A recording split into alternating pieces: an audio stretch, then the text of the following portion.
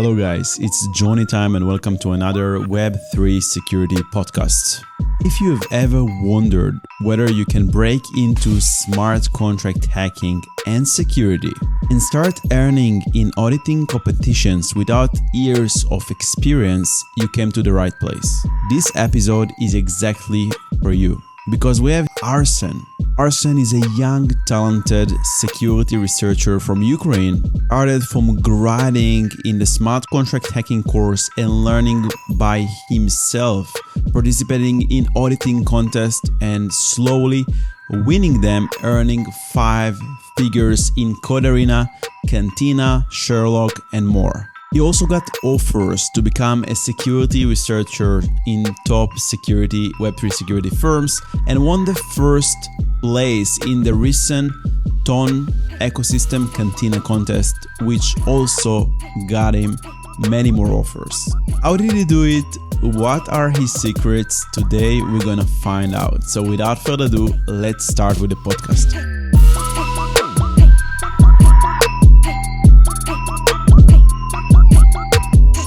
So Arsen is one of the most successful SCH students who is killing it in the Web3 security space. And finally, I got to meet him. And now I'm super excited, Arsen, to start talking about your experience, about your journey, and share all those tips with beginners in the smart contract auditing space.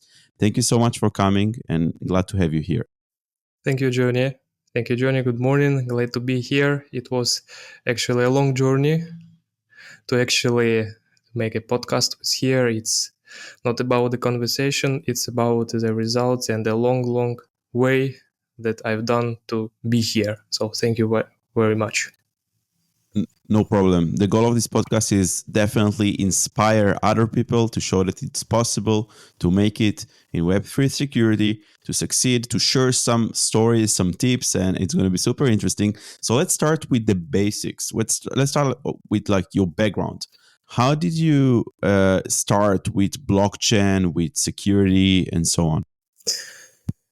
Basically, I don't have some coding background, and I've entered university 2 years ago on the data science, and to be honest, I wasn't much excited about it. For me, it was very abstract and not interesting. So I always looking forward to enter some new, some fresh, some interesting industry. And one day I had a friend in the university who said to me, why don't you just look at the MIT course of Bitcoin? Just take a look and say to me, what do you think about it? Okay, I had a lot of free time. That's why I decided to jump into the course. It was a free one. It was from the 2009, so it was pretty old. And once I've finished this course, I was astonished by how the blockchain itself works. Because crypto and blockchain, it's about some schemes, some tokens, some artificial, superficial stuff. But I was astonished about how the core of this industry works.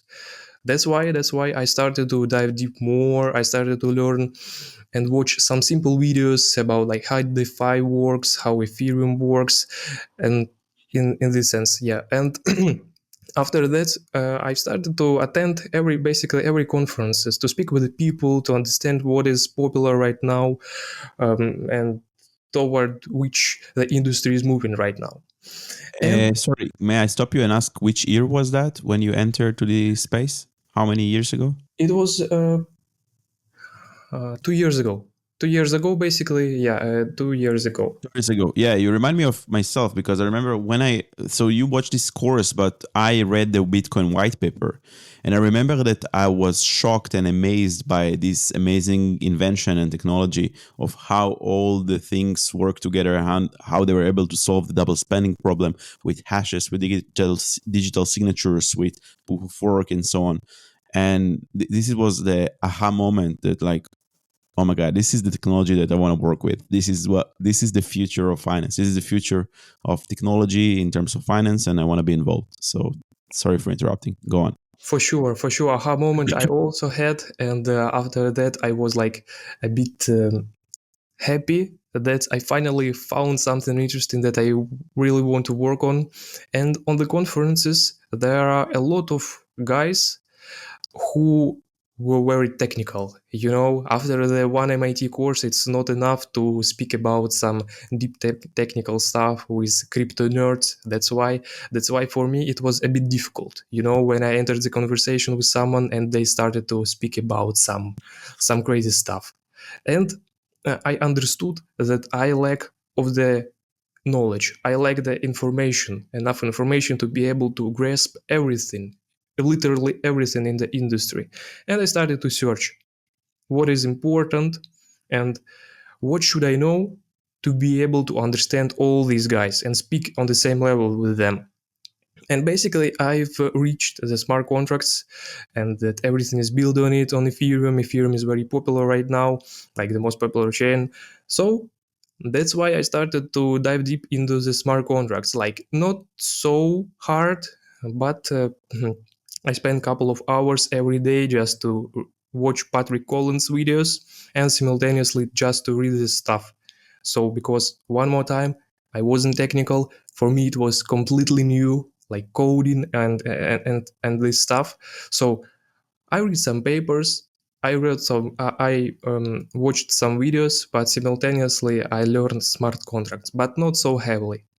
Okay, but this was while you're taking a technical engineering course in the university, you know? You were learning science. And Yes. data science, I assume it involves some programming, some coding, some data, some Python coding. So you did have some coding experience, no? Before, yeah, because actually when I started to dive into the crypto, I simultaneously entered the university. So before, I mean, I hadn't any coding experience, but in the university, yeah, for sure, we did some stuff.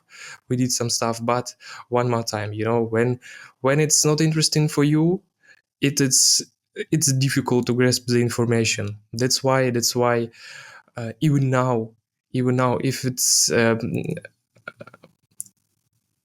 coding, if it's code stuff, but they're not related to the crypto, it's not related to the hacking or something like that, it's not interesting for me even to read. It just drained my energy.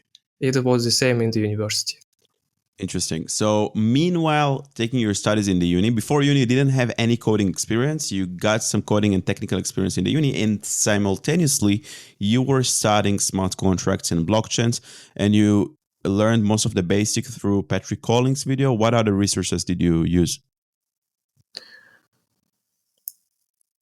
Basically, if we speak about like smart contracts, it was Patrick Collins. The basement, the fundament was Patrick Collins' video, and simultaneously I remember I read a lot of articles, papers from the Buterin about how blockchain works, how the Ethereum, the future of it, like some Merkle trees, some crazy stuff. And I tried to distill it, understand every Buterin's article, and yeah, Sorry, it was what is Buterians? Vitalik Buterin, yeah, yeah. Ah, Buterin, Vitalik. Okay, Vitalik's. Yeah, I think most people know him by his first name, don't know the last name. So I just want to make sure that we are talking about the same guy. Vitalik articles, right? Vitalik Yeah, yeah. sites. That's why it's because For he's people who don't know, Vitalik is the one who invented Ethereum, right? Because just to make sure. Yeah. yes, his article was very difficult for me for this time to grasp. That's why I struggled. I struggled a lot, even more than with the smart contracts. Yeah, because he's like, you can assume that he's a very advanced engineer. He's the one engineered the whole EVM and Ethereum and so on. So I'm sure his articles are very. I mean, I read some of his articles. They are very technical. They are very, very technical, engineering oriented.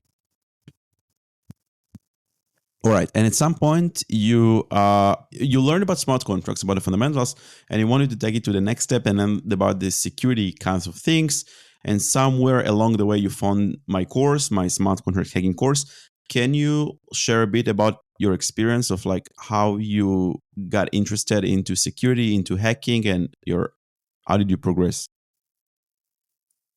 Actually, I didn't remember how I found your course, but when I found your course, it like was a second aha moment. Like, okay, crypto plus some hacking stuff. Like for everyone, some hacking stuff, hackers. It's very interesting, and especially for me, I also was like astonished by these guys who hacking something. That's why I thought, okay, maybe it's it. Maybe it's it what I should grasp. I skim a bit what you are doing and what's the course about, and yeah, if I into the crypto, if I dive it very heavily, I decided to just why not? I will just start from the hacking perspective, not the developers one, because I clearly understood that there is totally different directions. That's why I've spent like not so much time, 1 or 2 days, just quickly understand what is the smart contract hacking about, what the people do with it, some auditing, bug bounties. It's completely was new for me, so that's why I just decided not to spend a lot of time researching, but actually to doing stuff. That's why I Yeah. didn't hesitate a lot. Okay. And yeah, I'll definitely reading is cool, but reading, watching videos is awesome. Like maybe there are people like watching us right now and they're reading some articles, but I think the best way to learn is hands-on practice. So if you want to become a developer, write as many smart contracts as you can. If you want to become a security researcher or a hacker, hack and break as many smart contracts as you can. Maybe reading vulnerability reports of like auditing firms can also help, but I think the real learning happens when you look at smart contracts for 10 hours or maybe sometimes even 1 month and try to find the vulnerabilities and then also try to exploit them and write the POCs. This is also the next level of learning. So can you tell me about your learning experience, whether you agree or not? And if you agree, how the course help you to accelerate your skills in terms of like the hands-on practice? Like how did you take the course? How did it help you? Tell a bit the listeners. I really loved that there are a lot of practical stuff in the course. You're just not just explain theoretically the vulnerabilities and that's it. You showed literally every stuff. I remember even about front running exercise, even when we connected with a mempool and to take the transaction from it. Even it was interesting because if you see right now the reports, front running is just theoretical pure proof of concept. But for me, it was very, very difficult. I remember I struggled for 1 week, even 2 week on Oracle manipulation Yes, exercise. fun one. It was very difficult, very challenging, and yeah, to be honest, couple of times I even couldn't finish it till end, and I learned yours and I watched your solutions, but because one more time I hadn't experience, didn't have any experience, it was very difficult. But about the smart contract hacking course, from this time I just purely studied what you gave into the course. I didn't read so much reports. Yeah, basically couple of them, but what was in the course structure was enough for the basics, for understanding and for hands-on practice. That's why I didn't have more time and just literally to do more reports. That's why the course was really, really tight and a lot of information were there. That's why I basically spent all my time there, apart from the university, of course.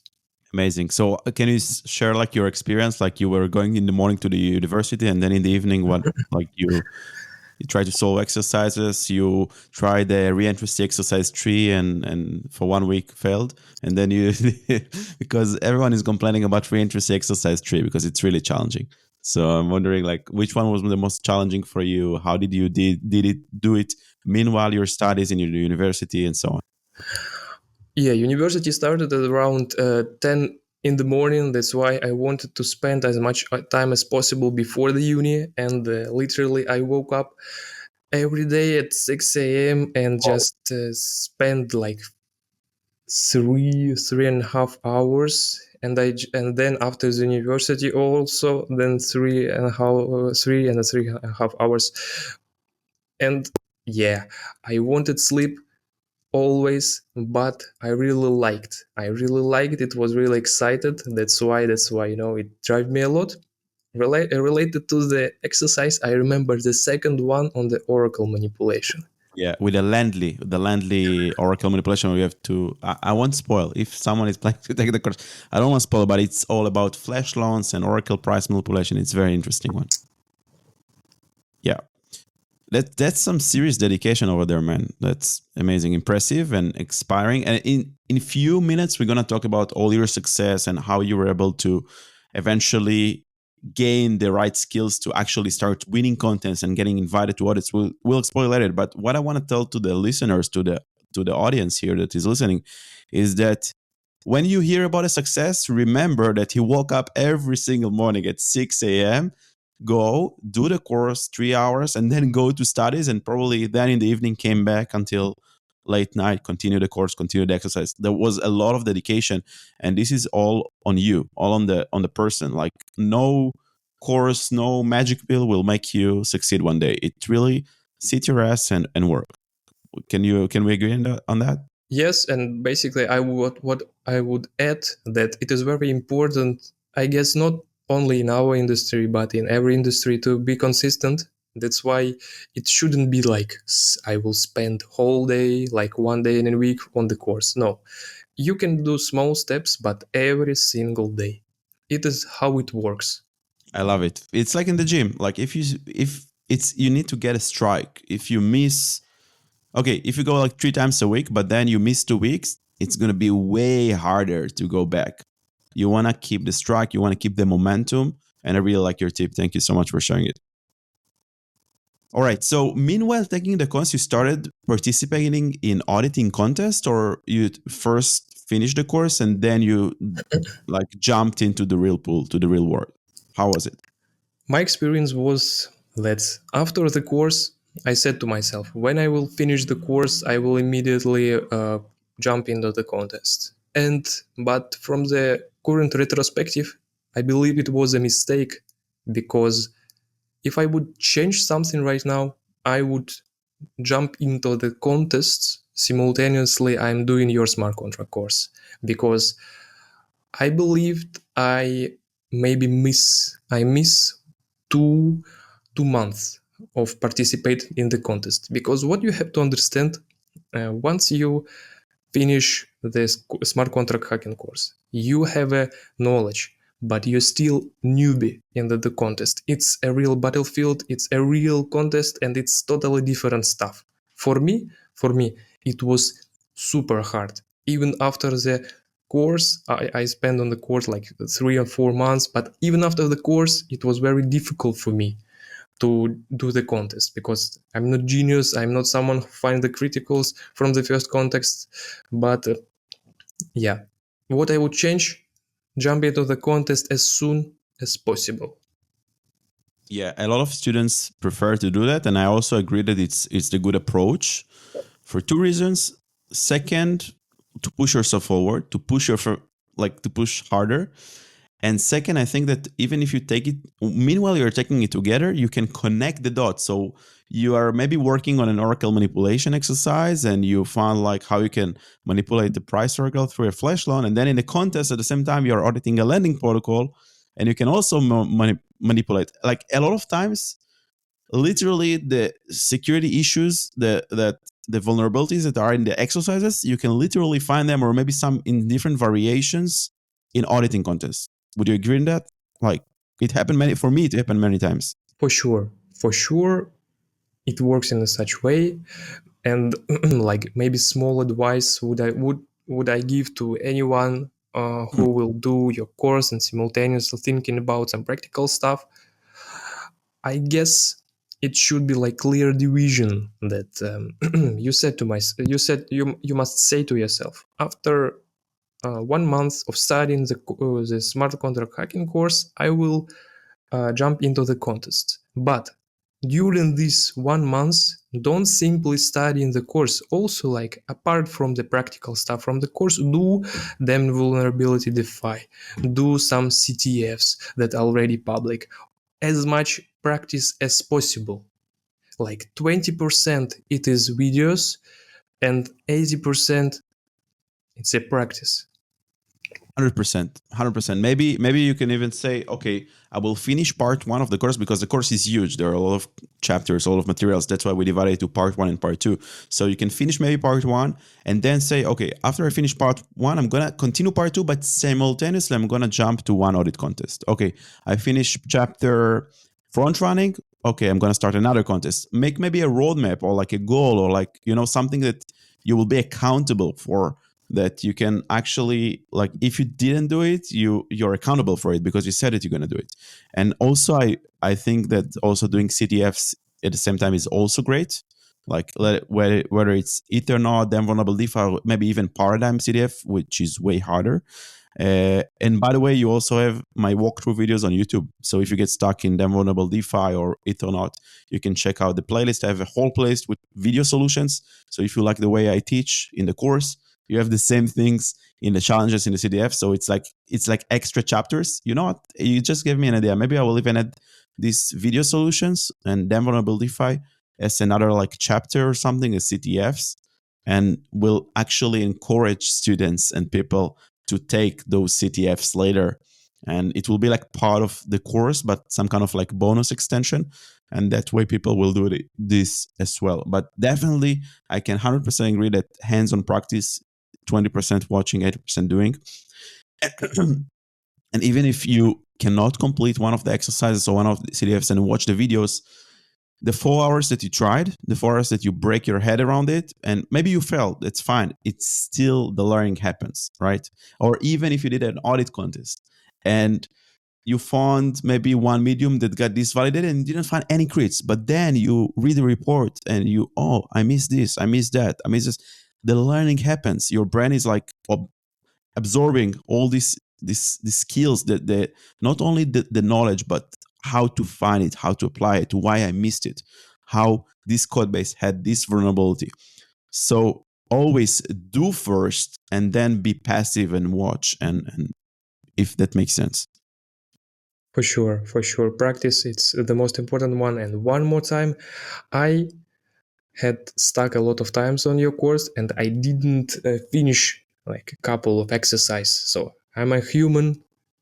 I didn't finish every I didn't finish every exercise. That's why, just if you're stuck, don't be worried about it. Just break your head around for a couple of hours, and if you don't move forward, just read the solution.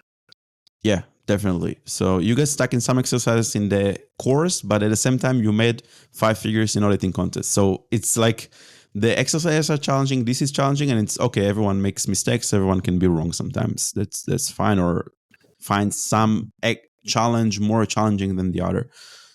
Amazing.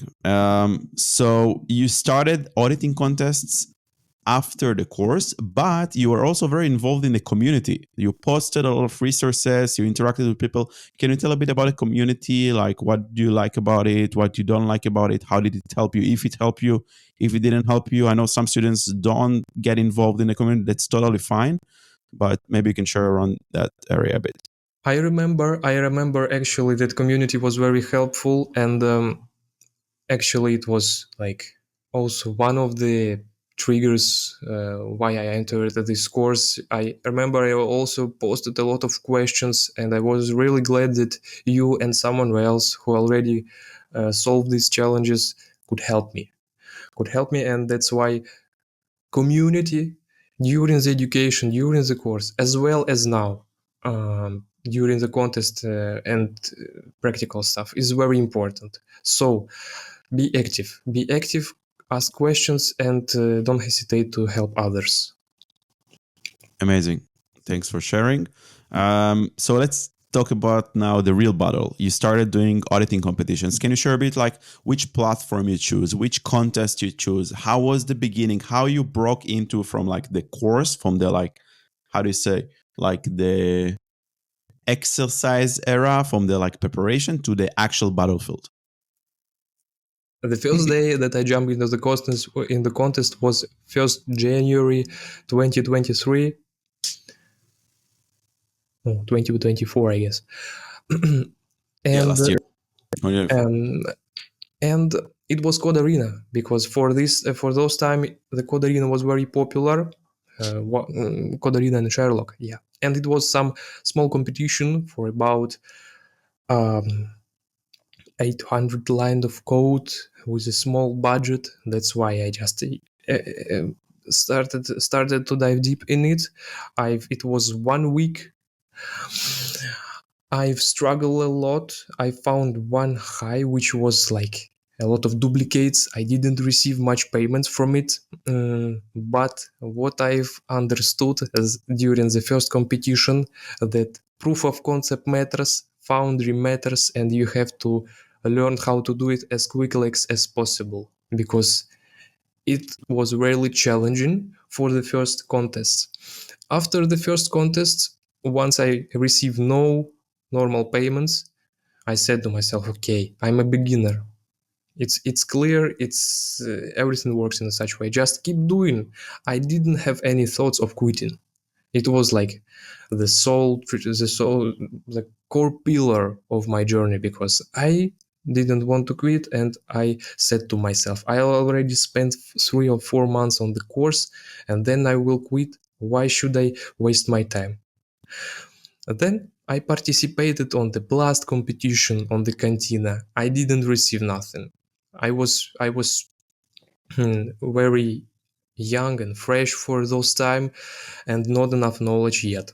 Then I just participated during competition. I had zero results simultaneously. For how long you didn't Uh, like? How long for did you for work on this without? approximately 4 or 5 months. Wow. In the January, I started doing contest, and in May, I guess, I received my first $400 from the competition on the Sherlock. I entered top 10, and for me, it was a huge, huge Success. results. I Yeah.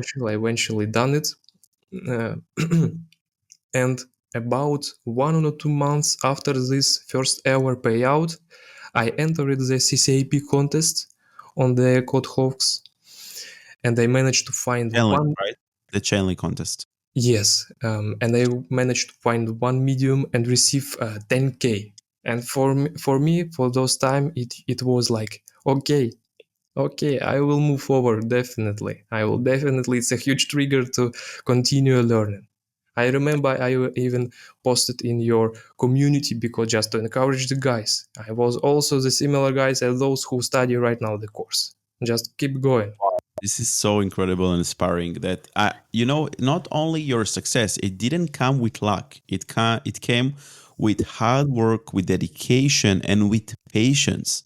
All of these are things that people can learn from you, because meanwhile being a student, you're jumping into a new industry, into new knowledge, learning and engaging in conferences, reading, taking a course, waking up early in the morning to complete it, starting to do contests for 4 months, failing, working hard and failing, then getting like $400 is probably nothing in Germany where you live, and still keep going, and then boom, you get it. You get a 10K, the first 10K in Sherlock, and from there, I guess it gets way easier, or maybe not. Maybe it's still like hard.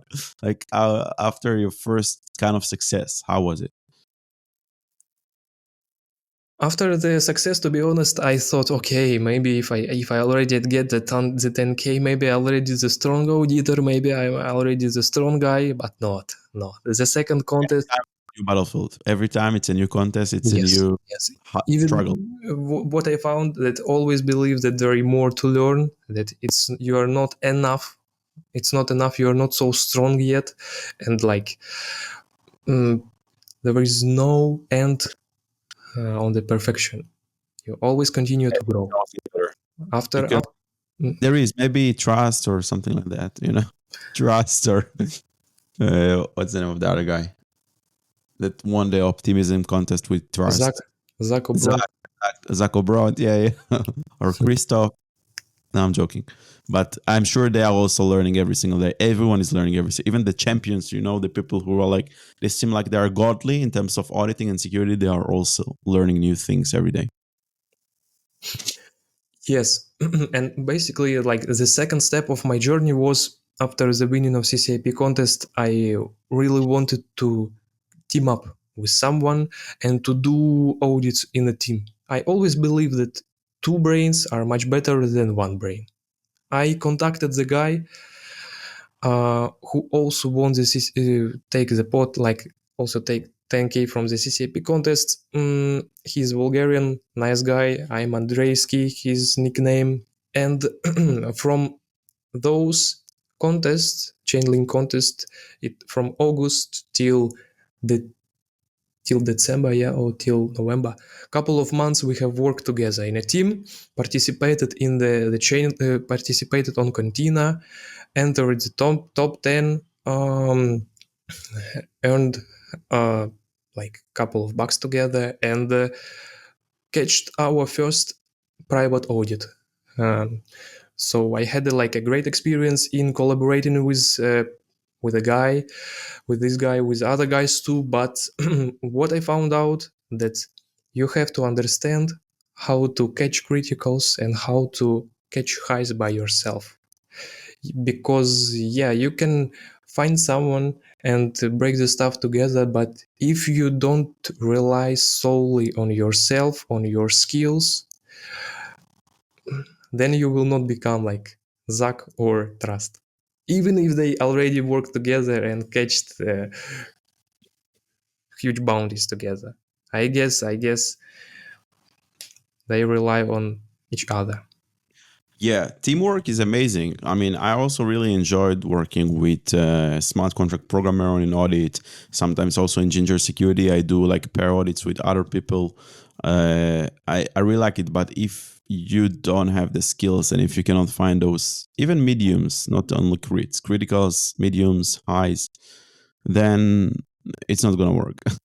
So, what is your experience with working with someone? Did you enjoy it? You didn't enjoy it? You kept doing it? You stopped doing that? For sure, I enjoyed it.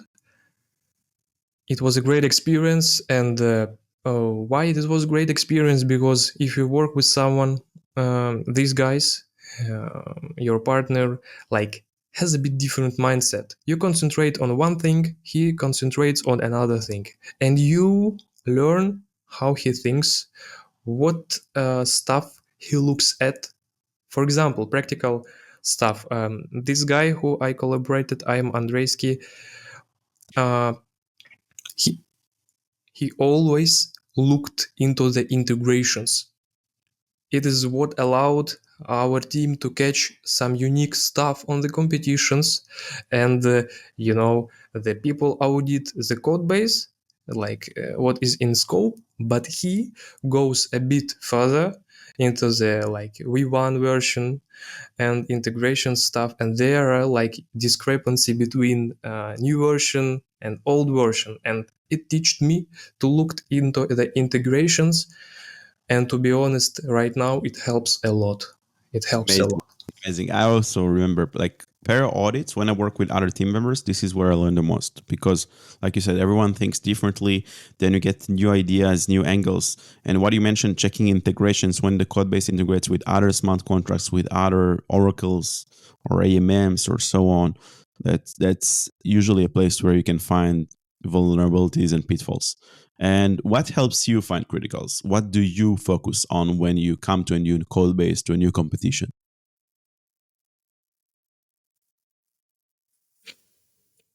A lot of beginners looking for some roadmaps, some systems, how to concentrate, what to look at, and something like that. You just must stare in at the code, the first thing. And the second thing is understand the code by heart. Once you will understand the code deeply, you will find high in criticals.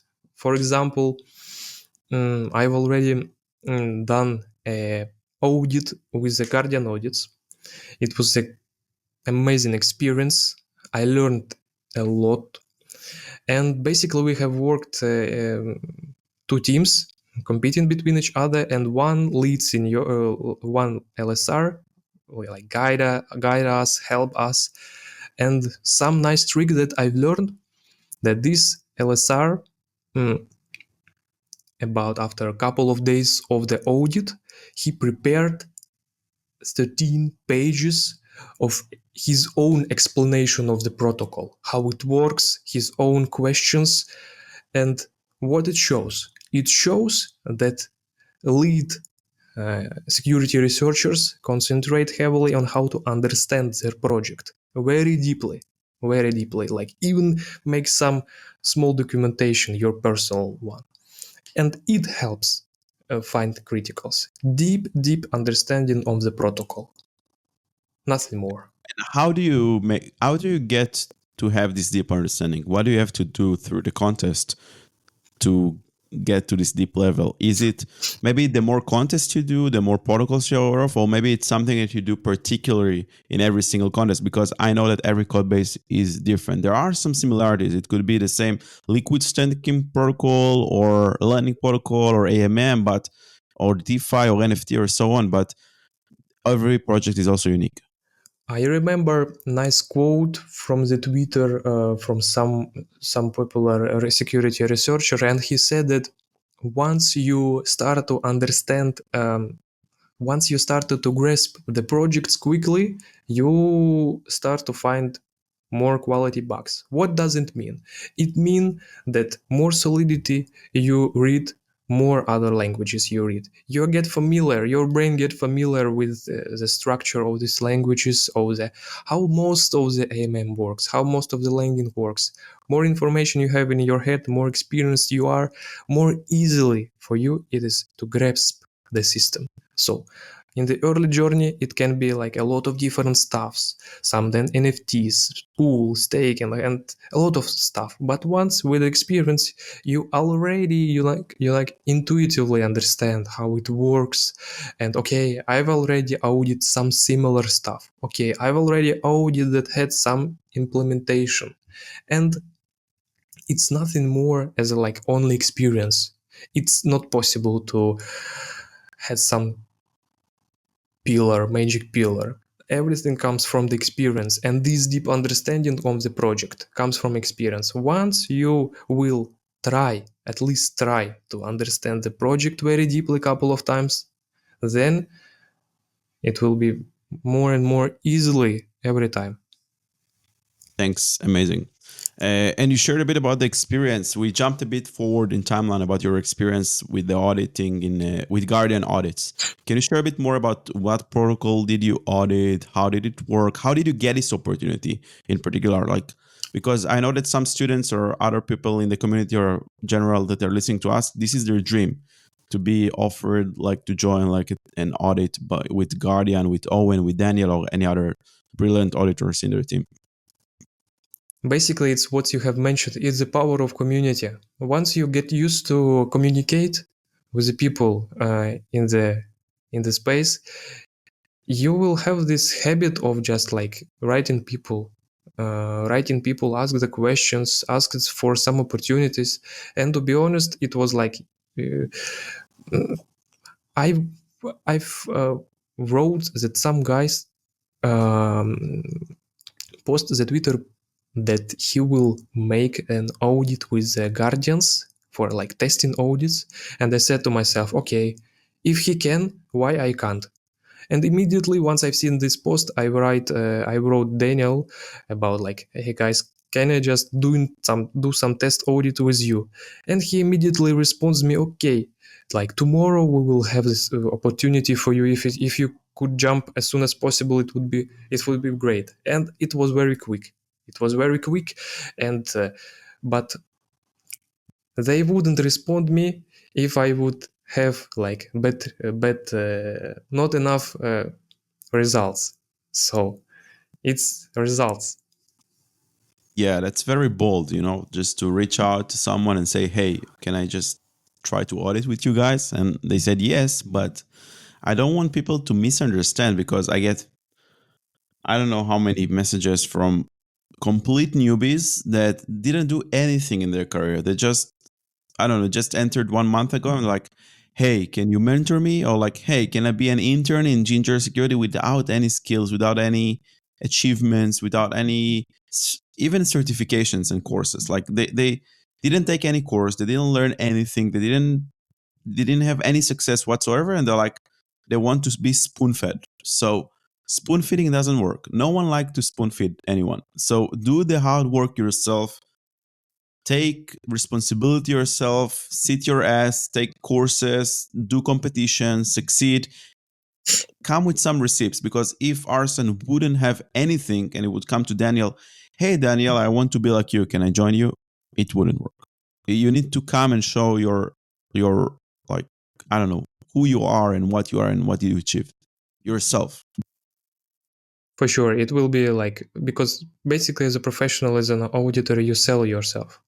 And better results you have, it is much easier, firstly, and secondly, you can sell yourself like on a much higher rate. So basically, more results you have, it will definitely will help you in selling yourself. Because early on the journey, everyone is wanted to do in private audits and receive good amount of money. But you can't do it without the results.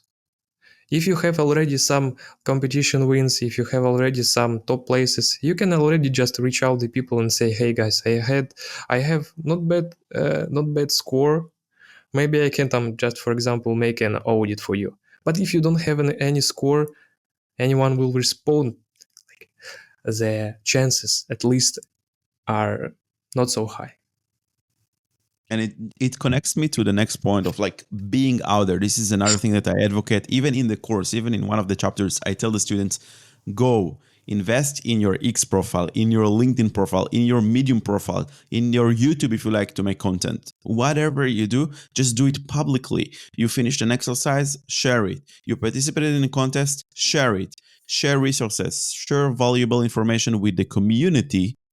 Build your CV. Your X is your CV, LinkedIn is your CV, Medium is your CV, competitions, achievements is your CV, certifications is your CV. It's everything comes together.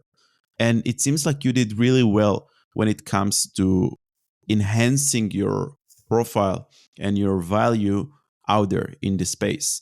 It both you shared your experience through audits. I assume also through the course. I remember also you shared a roadmap, a tutorial of how to break into the industry. Right? You have a famous roadmap that a lot of people use, and they can go to your X profile and use it. So share about your experience when it comes to public presence, to being out there. Like, how do you think about it?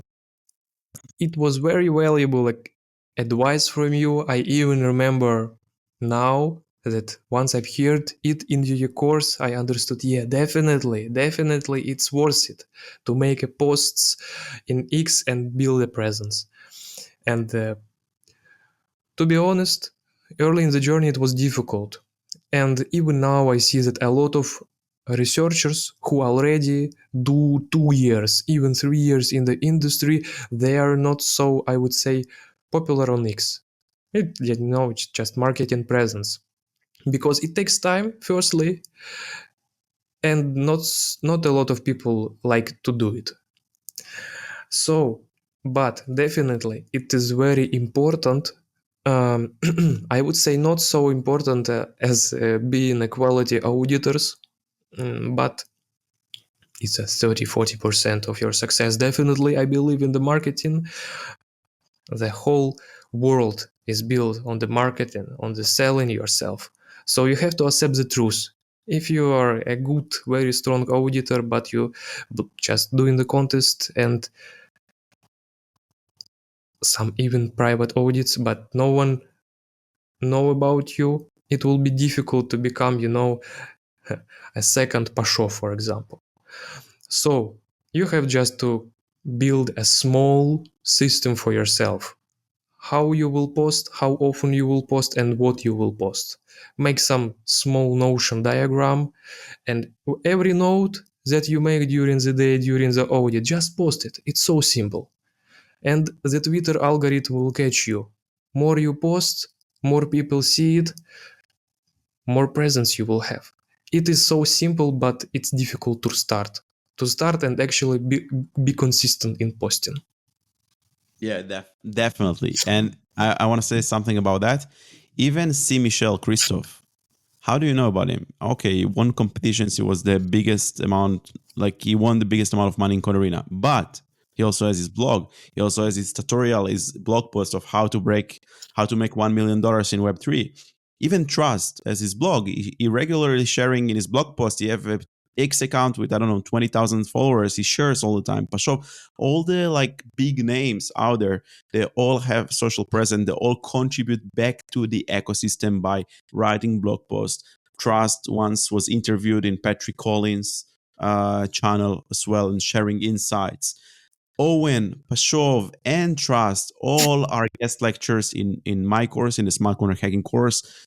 So you literally also have direct channel to them. Also, I mean, again, if you're a newbie and you like just ask to be spoon-fed, no one will help you. But if you're serious about yourself, they are literally in the community, all of them, Trust, Pashov, and Owen, three founders of one of the best Web3 security private audits kind of firm, Trust Security, Pashov Audit Group, and Guardian Audits.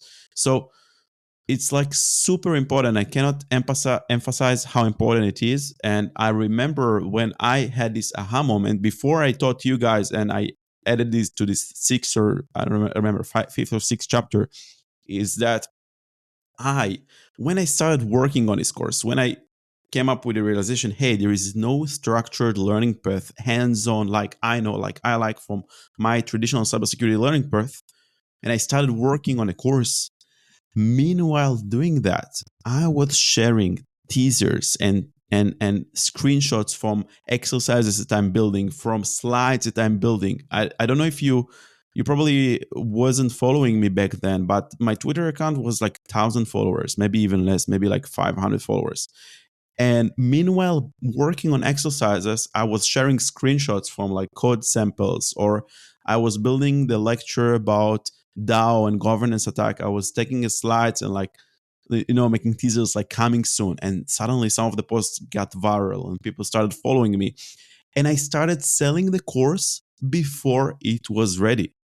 I did a pre-sale. People could buy the course for $200. Now it's $450, $500.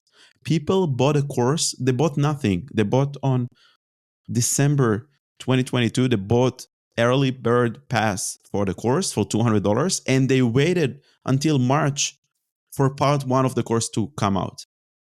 That's another conversation why I did it and why I wanted to have validation that there is actually demand and people actually want this kind of product before I put more effort and more investment of my time. This is like an advice from the startup world. But what I'm trying to say is that if I wouldn't share my progress, if I wouldn't share before actually releasing the course about the exercise, about the slides, about like how cool this course is going to be, I wouldn't gain this audience. I wouldn't be able to get initial students for the course. And that's why I also deliver this like eureka or aha moment to you guys of why it's important and how to do it. Yeah, just to summarize, early in the journey, and then once you will receive this habit, you have to concentrate on two things: is to study hard, working hard on to become better auditor, better professional, and showing how you becoming better auditor and better professional. Amazing. It all goes together. Yeah, sorry. Yeah, two core pillars, and that's it. That's some golden advice here. Okay, so we jumped a bit forward to Guardian Audits, but before that, you made 10K in audit contest. You said in CCIP, in Code Hawks. And then also you won Hacken CTF, and you won first place in Hacken CTF. It came with some kind of monetary win, and you got an offer to join Hacken as security researcher, and you refused this offer. Can you tell us a bit more about like let's go back to the timeline. Like, okay, you won a contest. How did you get to Hacken CTF? How you won it? What happened since then? I constantly showed myself on the conferences because I like to communicate with people. I like not just sitting in front of the computer. And I've catched the guys from the Hacken Ukrainian once, and we had a nice conversation. I asked them whether I can join your team as a security researcher. They said that it's no free places right now, so maybe later. And then once on the conferences, next time we meet each other, and they said we will host the CTF, and the winner of CTF will enter our team as a security researcher. So like pay attention in it, and once it will go live, just don't miss your opportunity. Once this CTF came live, I already knew like that I have to be as quick as possible, because only the first one who submit the valid answer will be rewarded. That's why immediately, like at 6 p.m. in the evening, the CTF is went live, and 6:05 I've already did it. I already jumped into the code and trying to solve it. It took me about like 5 hours, and very late in the night, I finished and I submitted the valid solution. To be honest, the experience with CTF was kind of interesting. I break my head a couple of times. About it? Was it similar to the course? Was it similar to some code base, some DeFi protocols? What was it about? I never heard about a CTF. It's interesting. It's as I remember for now, it wasn't so similar to the contests. It was like a more like a brain challenging. You should just to come up with via the 3, 4, or even 5 steps how to receive the NFT, how to take this NFT from the contract. So I guess it's like more a quiz. It was more like a quiz, a smart contract security quiz, which is also like an experience, good experience. And basically, I've submitted it. I've submitted my application. I've waited for a couple of days. They answered, "Okay, it's cool. Yes, right now you are the winner. You can join us." And then Did once you I, win? Oh, before they got an offer, you won any monetary value for this yeah, competition? it was like 500, $600, something like that. $600. Okay, Yeah, not yeah. bad for dollars. And once they have already proposed me to enter the team, I've asked about the conditions. I mean, that it was full time. It was full time, and it was the most important one, because for those time, and I thought full time position in the security company would not drive my learning path, my auditing path so much as contests. Because, for example, if you have a contest with 200k pot, you are really excited to take this spot. You are eager to beat the competitors and to win, like enter the top 5. And your motivation, your ambitions are much higher compared to the security firm, where you have the strict payments and nothing more. So you if you find high criticals or you don't find high criticals, you will receive some payment. And for those time, I decided to progress higher and quicker as a professional. It would be better to continue doing contest and just continue to going into the unknown, rather than sacrifice my like professional journey for some quick payments, like fixed payments. Amazing. This is a brave choice, and I really resonate with it. You gave up the security, you gave up the fixed amount of salary every month. That everyone is dreaming now. A lot of people are listening to us like, how the hell you got offered a security researcher job, full-time job with a nice salary and a nice known company to be with other, and you gave up, you refused it just to push yourself more forward because you think that you will gain more skills, you will be motivated to win more money, to progress more in auditing competitions, and because it's in a harder environment. Because if you don't perform, you don't make money. Unlike companies, which you also can be fired if you don't deliver results, and maybe if you deliver good results, you get bonuses, but it's not the same incentive like being in the Wild West auditing competitions, which really pushes you forward. And this is such a brave decision. And it's the first time, not the first time, I heard more people do it, but it's because they had alternative, but you didn't have like a clear alternative. You went to the shadows. Like, okay, people don't go to get a day job because they want to be entrepreneurs or to create a SaaS or something or to create their own company. But you're like, I don't want to get this job just because I want to push myself forward more. That maybe one day I will have a company, make my company, or maybe one day I will win this 200K pot, or like, and then I will get even a better opportunities. Whether it's like my own initiative or an offer from another firm, a bigger offer, a better offer. So this is super super interesting. Thank you for sharing this. And how did it work since then? Like, did you like? Was it a good decision or a bad decision? Do you regret this decision, or it was a good? I'm sure, like with the time, for sure, it was a good decision. I have no regrets. But a couple of months after this decision, yeah, for sure, I didn't have much success, and but I didn't Question hesitate. yourself. You were like, damn it, I could have like a stable Yeah. salary. There were hesitation after. I'm sure, especially when you have those hard moments in competitions, or you work out in competition and you don't see results. So you for sure you question yourself, right? Yeah, but I just continue to doing. When you already gave up on such opportunities, you have to like overbeat it. You have at least like that's why it pushes you forward to work harder. It was a key point. That's why I didn't have enough time just to hesitate because I was overwhelmed with the work every day from early in the morning till late night. Every day, every single day. Like I just when I totally drained, I make the weekend, 1 day weekend, but most of the time I work non-stop. Wow, wow. So okay, so one day you take a break, and you also have your studies meanwhile, right? You didn't quit. Yes, but right now I'm doing my bachelor.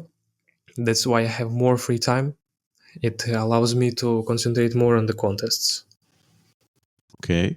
And there were hard moments, but eventually the success came because it's the law of physics. You cannot grind that much and be so dedicated and work that hard and fail. Eventually you will succeed.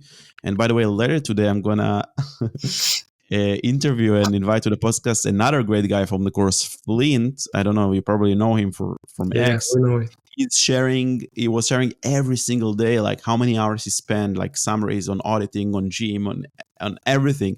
And he's a father of 3 kids. Yeah, it's not like a student like you. It's like so. And he also like took this risk.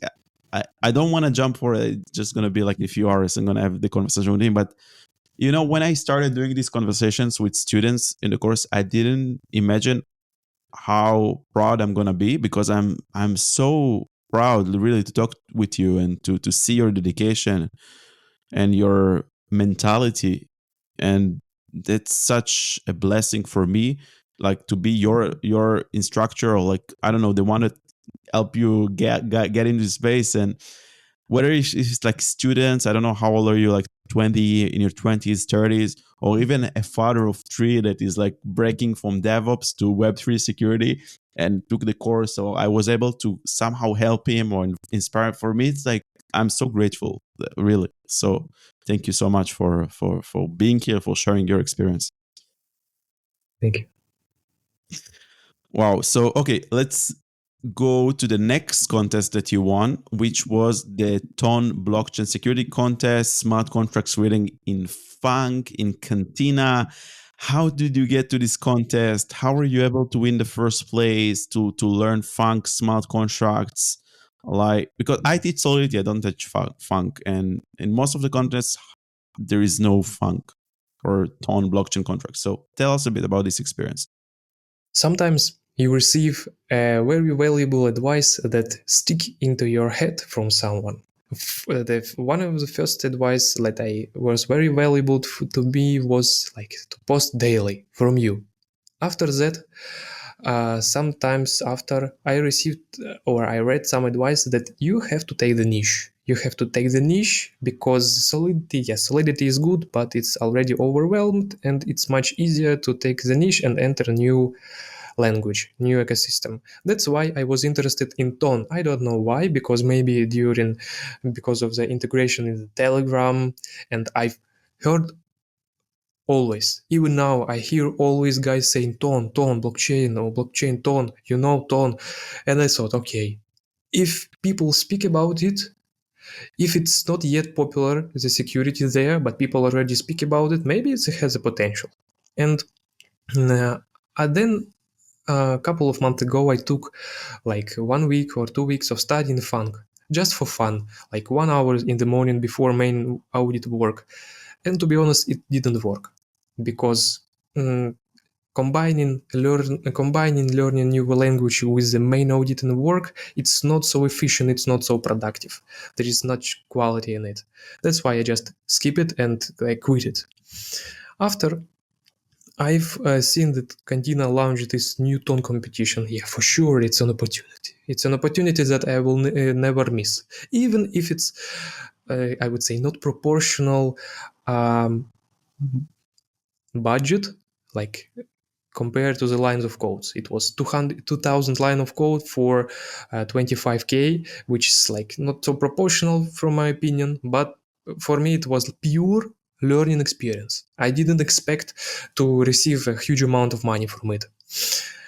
Once I end, it was the best decision because I've learned tone funk quickly, hands-on practice without this theory, as we mentioned in the early in the podcast. Practice as much as possible.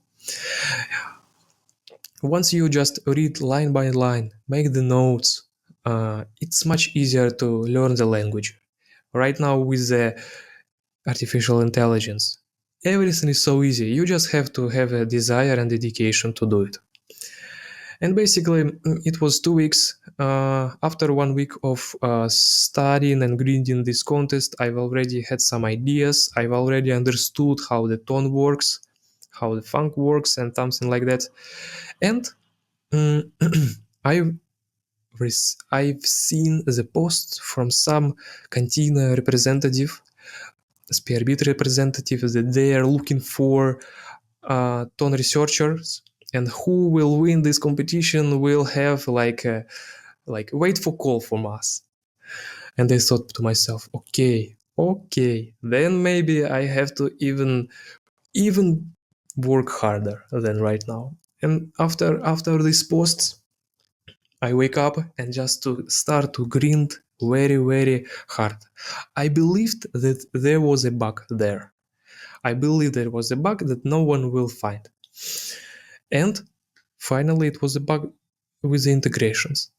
The integration that teach my Let's come together to the collaboration and we yeah got yeah to yeah my teammate teached me that look heavily into the integrations. That's why I was literally sitting last week on the integration part, and it allowed me to catch some nice stuff. what protocol was it? What other protocol it was integrated with? How did it work?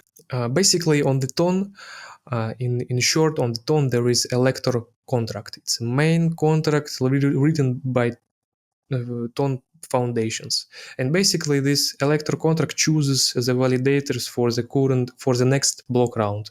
So if you will choose, you will validate the blocks and receive the rewards. And the contract, the project was built on it.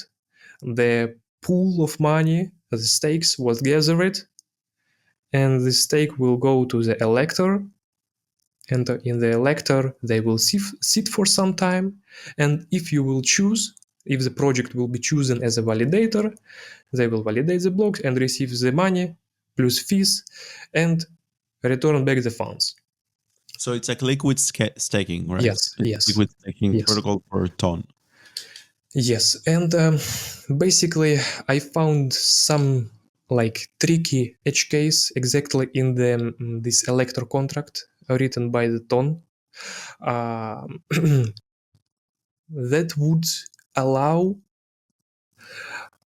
not to send back the funds. Like in a few words, without deep explanation, like combination of two steps would allow the funds to be stuck into the lector itself and not be returned back. The lecture was out of scope. It was contract that Yes, they it, integrated with. it was out of scope. It Okay. was out of scope, but yeah, the core pillar. It was relying on this electro contract to return back the funds so it can then distribute it to all the pool, Yes, to all the stakers.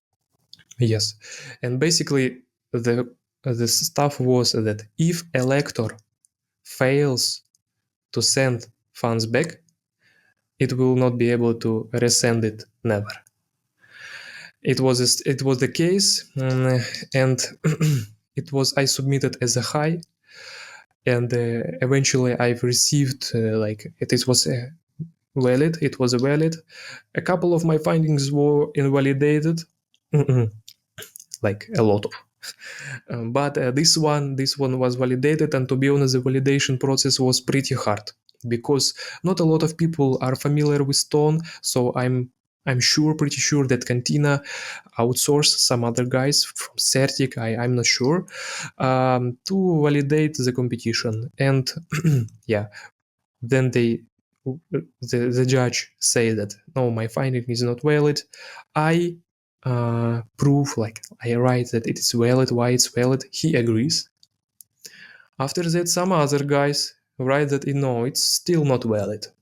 Some EVM judges write that it's not valid, and I proved that it's valid due to some pieces from the documentation exactly in the tone. Yeah, and it's allowed me to catch the first place, but to be honest, I wasn't expected it. And once I received the first places, I didn't believe it. I didn't believe it because for me, first place it was like milestone in the professional career.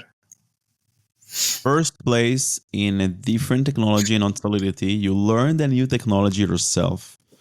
And it, because of your dedication, also I believe that because you read so much code and you learned to write code and you had this hands-on experience, it helped you to grasp new technologies, new languages. And I'm sure there are also some similarities because it's still blockchains, validators, staking, smart contracts. So it's like you're not coming completely, you still have this knowledge in your brain. And you were able to also fight for your finding in the escalations, right? And find a unique high. I guess it's a high was eventually, and win the first place, win more than $10,000 for this unique high findings. And did you get a call from Cantina after also? No, I didn't get call from Cantina.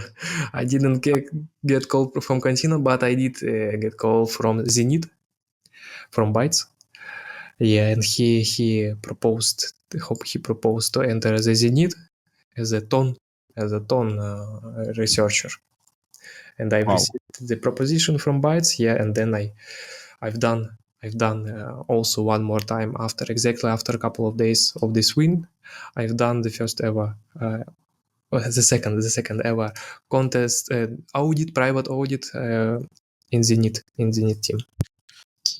Amazing. To summarize, grinding, taking stuff seriously, not giving up. There were so many golden tips here that we shared. Like it's like super impressive how you all to listen and hear about all your journey, all your dedication.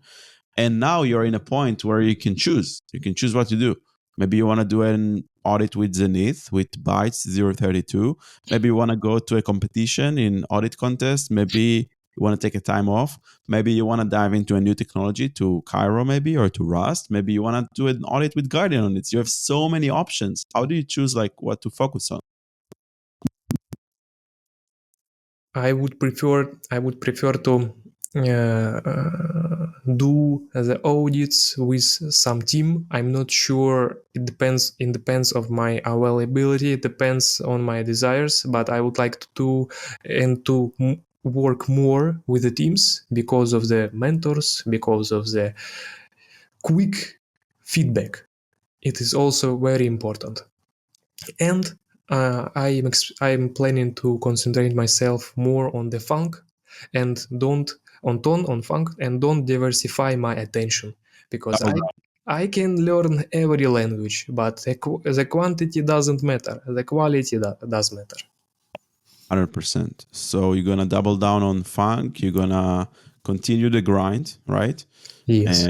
And we didn't even talk about the AuditOne experience because you also had you won like around $11,000 by participating in AuditOne. So just for the last story, okay, last story. You have so many experience to share, but this is the last story. How were you able to participate in AuditOne audits? How was it, and how were you able to land It was 11? it was also about the communication. I catched the AuditOne guys on the conferences, and it allowed me to get the good connections with them. And as you know, in the AuditOne, it's like three people, three researchers who are chosen to do the audits, and between the contests, between the contests which where I could even fail and not earn a lot, I've literally applied every time on the AuditOne, because on AuditOne I can receive the fixed payment also apart from the what I find. And it's why I like this platform. And there, this basically 11k came from 9,000 line of slope perpetual protocols, which Wow. was very interesting to audit, to be honest. I fell in love with the perpetuals. Yeah, with the AuditOne, I had a great experience, and I learned a lot from the participating there. And just because, to summarize, you have to always search for opportunities, always be thirsty, always be hunger to new stuff where you can learn more, earn more, and always be hungry. And when you will hungry, the opportunities will come. Wow. Wow. Wow. Wow. So many interesting stories. So inspiring. Okay, to finalize, if people want to reach out to you, to collaborate with you, to offer you a job, an engagement, to ask for an audit in tone or whatsoever, how can they find you? What's the best way to reach out or Uh, see your work? on my Twitter profile, there is a link to my website. Mhm. Like, so you just go to my website, and there you can directly contact me via Telegram. Amazing, amazing. So definitely check out Arsen at Twitter, Arsen_BT on Twitter. Then you can see all his work through his website, arsensecurity.com. Read more if you want to dive more into his experience about his work, to his achievements. So feel free to check it out. Once again, Arsen, thank you so much for coming here, for giving me the pleasure that I was part of your journey, and that to allowing me to also share your experience and your story with the community, with the listeners. Once again, I'm super proud of you, and I'm looking forward to see what is going to be what are going to be your next achievements. We're definitely going to be in touch. Keep in touch. Feel free to share with me and also in the community once your next big win. And thank you also for sharing the roadmap. Also, if you guys want the roadmap, I think you have a post right on Twitter, on X, where people can come and ask for the roadmap. They can also send me a message or you a message to get the roadmap. And thank you. Thank you, Johnny. Thank you for invitation. Thank you so much. Bye bye. Bye bye.